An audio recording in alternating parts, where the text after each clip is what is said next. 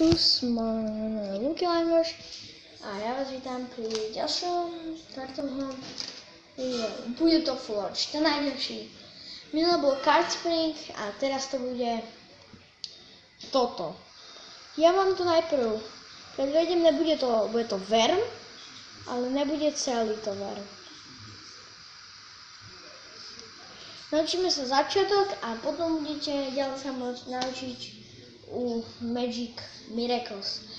Teraz som sa to učil, chcel som sa podeliť s divákmi o to, takže ďalej to neviem, ja viem iba urobiť ten štvorec s tými kartami, ďalej to neviem, takže tak poďme na vysvetľovanie. Chytíme si karty asi tak, prestrihnem. Takto, malíček bude u mňa, tu je, vidíte, u mňa takto pri tele,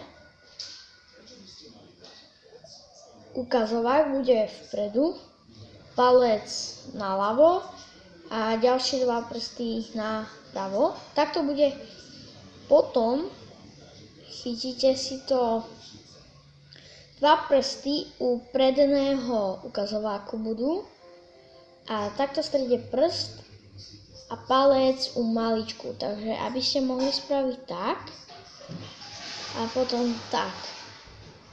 Je to veľmi ľahké urobiť Z-ko a potom už iba spravíte toto.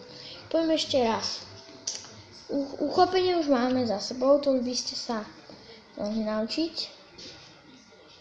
Takže takéto uchopenie.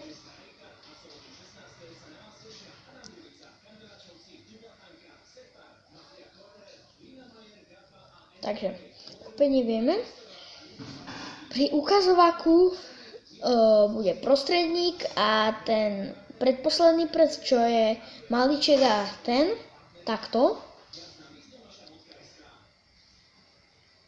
Malíček bude voľný. Potom prostredník bude tuto a palec pri maličku, vedľa malička z ľavej strany. Potom tam, kde je ten palec, nadvihne a potom vy týmito dvoma prstami, čo máte, nadvihnete tú kôpku.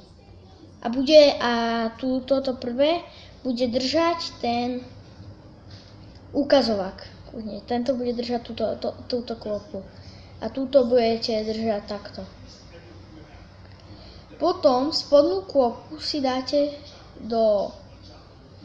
pôjde do prava, stredná takto pôjde, takto a vrchná pôjde do ľava, takto to bude a potom, ježiš, už mi to padá, mám malé prsty na to.